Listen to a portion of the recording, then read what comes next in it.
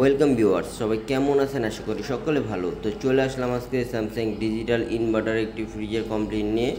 এই ফ্রিজে প্রবলেম হয় 20-25 দিন পর পর গ্যাস কমে যায়। এর আগেও আরেক টেকনিশিয়ানে 3 থেকে 4 বার গ্যাস ভরেছিল, কিন্তু সমাধান করতে পারে নাই। তো এর জন্য আমাকে ডেকে আনা হয়েছে। আমি এই ফ্রিজটি ফুল চেক আপ দেবো যে কোন জায়গায় লিক হয়েছে এবং অন্য কোনো সমস্যা আছে কি না, তা আজকে আপনাদের সাথে শেয়ার করব। ফুল ভিডিওটি দেখবেন।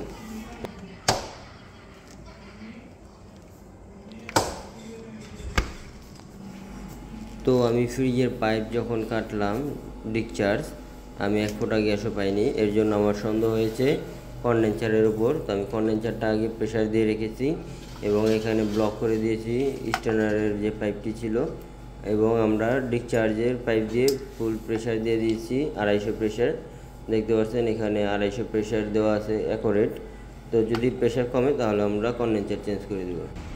তো ভিউয়ার্স, আমাদের কন্ডেন্সার কিন্তু লিক ছিল, এর জন্য কন্ডেন্সার কিনে নিয়ে এসেছি এবং কন্ডেন্সারটি আমরা লাগিয়ে দিয়েছি।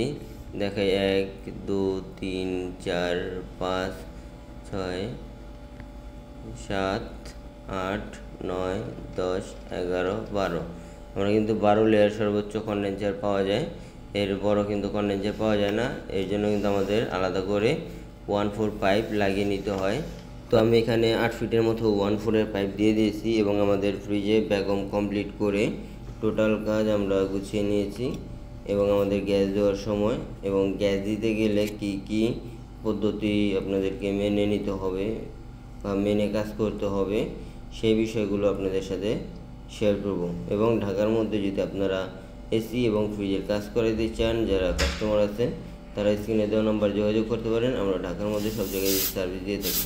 তো এখন আমাদের গ্যাস দেওয়ার পালা। দেখেন, আমরা গ্যাস দেওয়ার আগে এখানে কিন্তু হুইস পাইপটি ফ্লাশ করে নিলাম, কারণ হুইস পাইপের ভিতরে অনেক সময় তো অয়েল থাকে। আমরা যখন গিয়ে এসি এবং ফ্রিজের কাজ করতে যাই, হুইস পাইপের ভিতরে অনেক সময় যে তেল ঢুকে যায়, এই তেলটা সহকারে যদি আমরা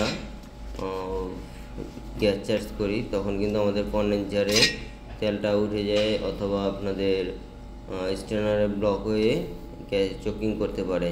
তো এইভাবে ফ্লাশ করে নেবেন। এরপরে কিছুটা গ্যাস দিয়ে ফ্রিজটি অন করে দিবেন।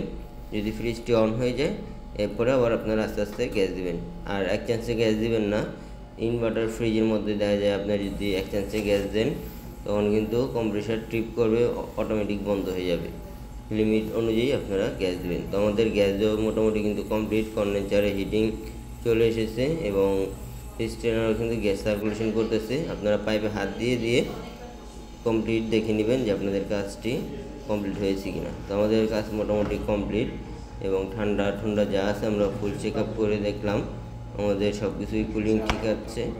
তো আজকে এই পর্যন্তই ছিল ভিডিওটি ভালো লাগলে লাইক করবেন, চ্যানেলটি সাবস্ক্রাইব করে ভিডিওটি শেয়ার করে দিবেন।